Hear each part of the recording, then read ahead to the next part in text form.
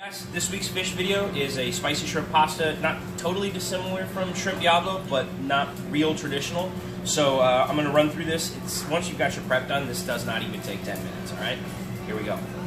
All right, so first step is to toast some garlic.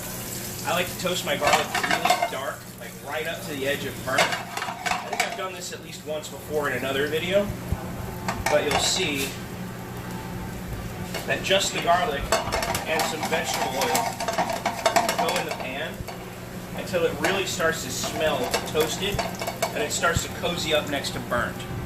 So this is the sort of the only real high risk portion of this exercise, and you really have to watch it.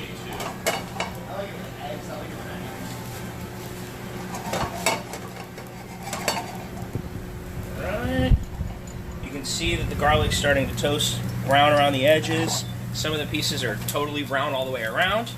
So we're going to whip around, throw the sliced shallots on top just to stop the garlic from cooking any further.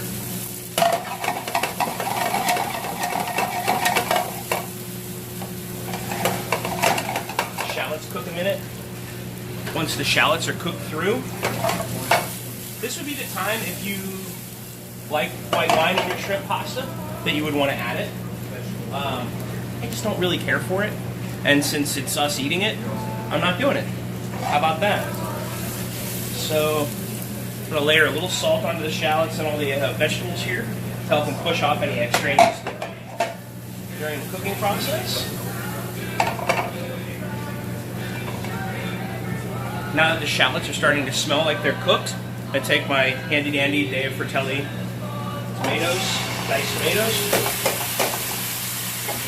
In they go.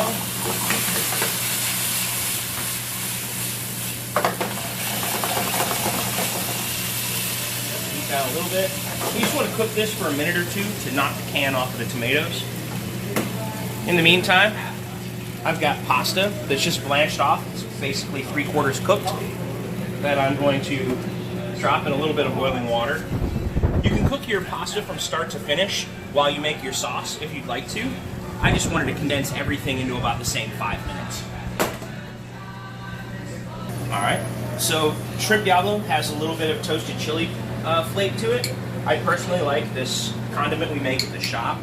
It's a bunch of fresh jalapenos cooked down with olive oil until it starts to turn a little toasty brown. So we'll roll that into the sauce just to give it some heat, some zip.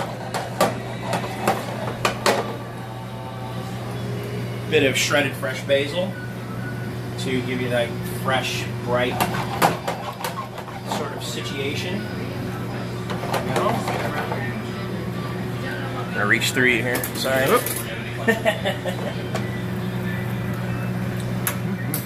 All right. Pasta out of the water.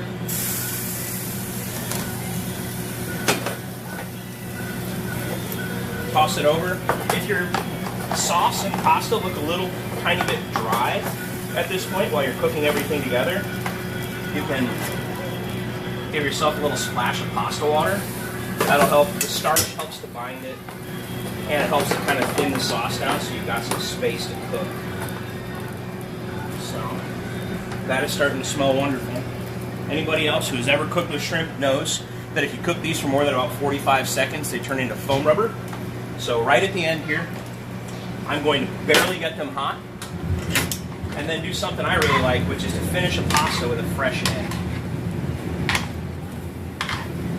You see people do that with carbonara traditionally, but just about any pasta you want to like kind of enrich, fatten up a tiny bit, a fresh raw egg is kind of the exact right answer.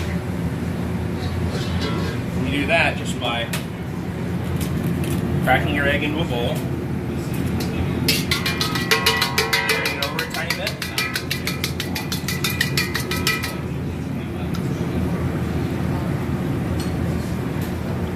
and now that everything is hot, simmering, almost ready in here,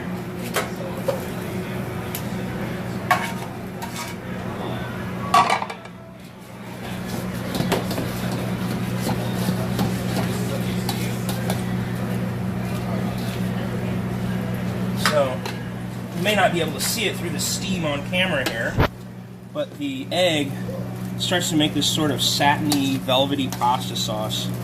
It just kind of fattens everything up a little bit, makes it very tasty.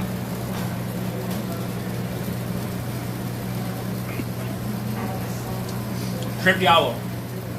I'm sorry I went through it so quickly, but that really is how long it takes to make pasta for dinner if you're in a hurry. Thanks, guys.